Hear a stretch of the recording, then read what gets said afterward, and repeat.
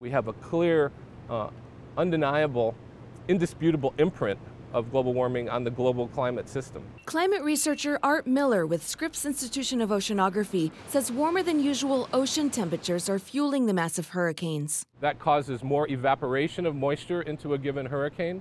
And once the moisture is in the hurricane, that's what drives the circulation and makes the winds stronger.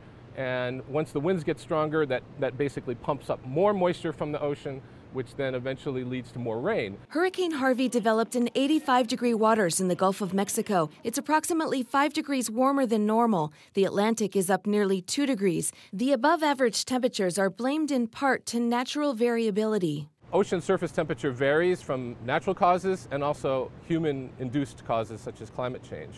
At any given time, at any given place on the globe, both those things will come into play. Miller, who heads the institution's Oceans and Atmospheres section, says warmer oceans are forecast for the coming decades as they absorb the atmosphere's increased heat from greenhouse gas emissions. If you think about that the Earth will warm by a degree centigrade or 2 degrees centigrade over the next 50 years or so, that doesn't seem like very much. But when it comes to making the ocean warmer and fueling these types of extreme events, that's the kind of thing that has a visible impact, a tragic impact on a lot of people. Thousands of people in Texas lost their homes and access to food and water with little warning. Rescues took days. Recovery will likely take years. As San Diego enters its peak fire season, with our canyons and hillsides dried to a crisp, emergency officials are hoping people here are paying attention to Houston and the need to be prepared. It really drives home that there are not enough police, fire, emergency medical services to take care of every person in a catastrophic event. San Diego does not typically get hit by hurricanes, called typhoons in the Pacific, but the region is susceptible to many other disasters that could have similar devastating impacts. We have the risk of earthquake, have a major fault that runs right through downtown San Diego, the Rose Canyon Fault.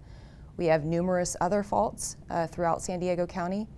If you live along the coast, you should know if you live within a tsunami inundation zone. The region is also at risk of Santa Ana wind-driven firestorms and floods. Crawford says it's essential for people to have an emergency kit. You should always have whatever you will need to be self-sufficient for at least 3 days.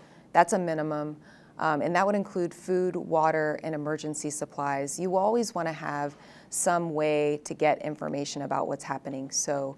A weather radio. Also, a flashlight, batteries, prescription medications, insurance documents, and family contact information written down in case cell phone coverage is offline. I think having a car kit is a great idea, as well as at your office. When it comes to evacuations, Crawford says it's essential to follow orders. Nearly 600 facilities across the county have been pre-screened and designated as emergency shelters. A first responder will never tell you to evacuate when you don't need to.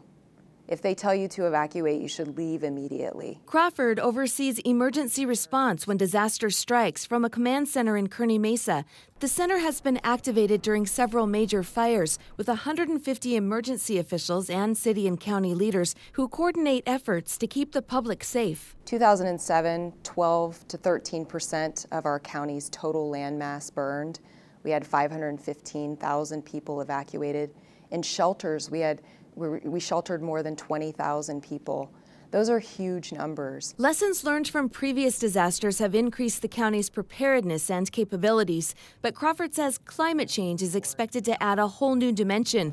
Longer and hotter heat waves, fiercer fire seasons. Climate change will impact the duration, the frequency, the magnitude, and the location of all of the hazards, really, that we face here in San Diego County, but primarily temperature, precipitation, and sea level rise. The warmest years on record for the globe have been broken 16 of the last 17 years. It's going to keep getting warmer, and we're going to have to face up to the impacts of global warming. Climate researcher Art Miller hopes the devastation from the hurricanes will motivate people into action. We want to try to make our planet habitable for everyone and protect our planet and take care of it and make sure that things don't get so off kilter that we end up in a place that's really difficult to live for a lot of people. Susan Murphy, KPBS News.